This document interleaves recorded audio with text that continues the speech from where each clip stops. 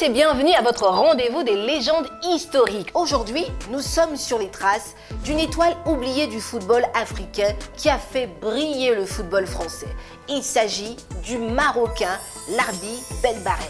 Il serait né en 1917. Bon, sa date et son lieu de naissance font encore débat. Tantôt c'est Casablanca, tantôt c'est Agadir. Mais bon, comme toutes les grandes stars du monde du football, il avait commencé à caresser le cuir dans les ruelles et les dédales de la capitale économique du royaume chérifien.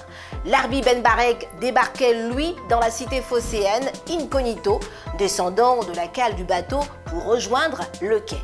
Il est repéré à 20 ans par l'Olympique de Marseille. Il fait sa première apparition en équipe de France le 4 décembre 1938 face à l'Italie. Le public italien siffle copieusement les Français et Ben Barek tout particulièrement, qui ne possède pas la nationalité française. En réaction à ces sifflets, Ben Barek chante alors à gorge déployée la Marseillaise.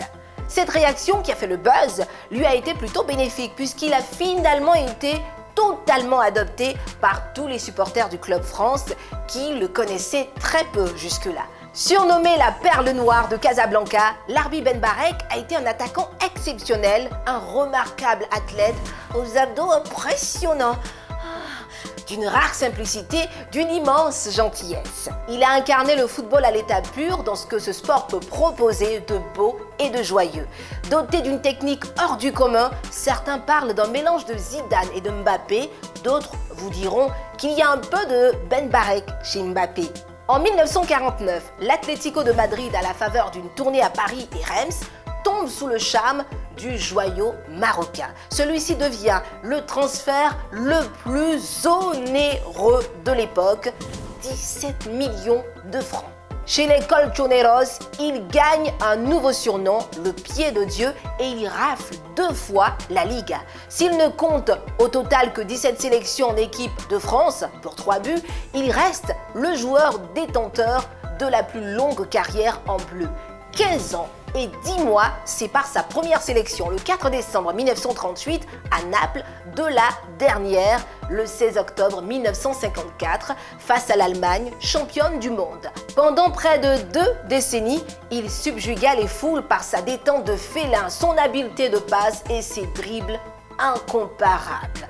Tout en lui était élégance, fluidité, harmonie, équilibre, mais aussi sens de l'esthétique et du spectacle. Lors d'un séjour au Maroc, le roi Pelé lui avait même offert, en signe de respect, un maillot de Santos et dire de lui « Si je suis le roi du football, alors Ben Barek en est le dieu ». De l'autre côté des Pyrénées, Ben Barek gagne un nouveau surnom, le pied de Dieu, et une véritable aura internationale. Sous le maillot des Colchoneros, cet attaquant au style comparable à Pelé enfile les buts comme des perles, 60 en 122 apparitions. À 37 ans, il goûtera une dernière fois au maillot des Bleus. Ben Barek reçoit une demande du prince héritier Moulay El Hassan pour revenir dans son pays afin de mettre son expérience au service du football marocain. Il signe alors avec un club de Rabat en tant que joueur-entraîneur après une saison avec le club de la capitale. Il met un terme officiel à sa carrière de footballeur professionnel à 41 ans, continuant donc sa carrière d'entraîneur.